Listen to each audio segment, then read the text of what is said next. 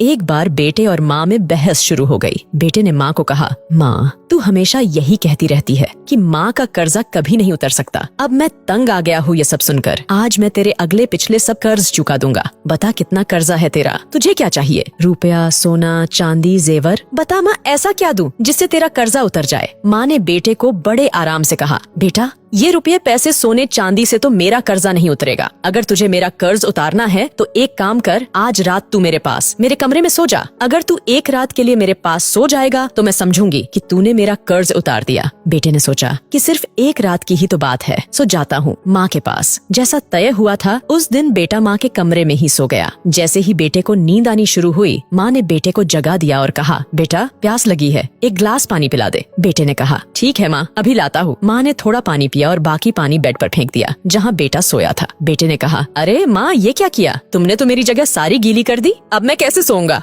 माँ ने कहा, बेटा गलती हो गई, कोई बात नहीं, सो जा, अभी सूख जाएगा, बस एक रात ही तो सोना है तुझे। बेटा जैसे तैसे उस गीले बेड पर सो गया। अभी आंख थोड़ा भारी हुई ही थी कि माँ ने फिर बेटे को जगा दिया और कहा, बेटा पानी पिला दे। अब बेटे को थोड़ा गुस्सा आ गया और उसने माँ को कहा, माँ अभी तो पानी पिया था, इतनी जल्दी प्यास लग गई? माँ ने कहा, बेटा गर्मी बहुत ज्यादा है ना, इसलिए प्यास लग रही है, एक गिलास और पानी पिला दे। बेटे ने तो मुंह बनाया और पानी का गिलास लेकर आ गया। माँ ने थोड़ा पानी पिया और बाकी पानी फिर बेटे की जगह पर गेर दिया। अब बेटे का गुस्सा सांतवे आसमान पर पहुँच गया। बेटे ने माँ को बहुत अपशब्द कहे। बेटे ने कहा, माँ तू पागल हो गई है क्या? तूने मेरी जगह पर पानी गिरा दिया, बार बार मेरा बिस्तर क्यों गीला कर दिया? इस बार बेटे ने दर्जनों बातें सुना दी अपनी माँ को, लेकिन माँ कुछ न बोली। माँ ने धीमी आवाज में कहा, बूढ़ी हो गई हूँ ना बेटा, गलती से गिर गया, कोई बात नहीं, एक रात की बात है, तू सो जा, अभी थोड़ी देर में सूख जाएगा। जैसे तैसे बेटा फिर गीले बिस्तर पर लेट गया। काफी देर तक नींद नहीं आई, लेकिन एक घंटे बाद फिर से बेटे की आंखें नींद से भारी होने लगी और तभी माँ ने बेटे को फिर से उठा दिया और कहा,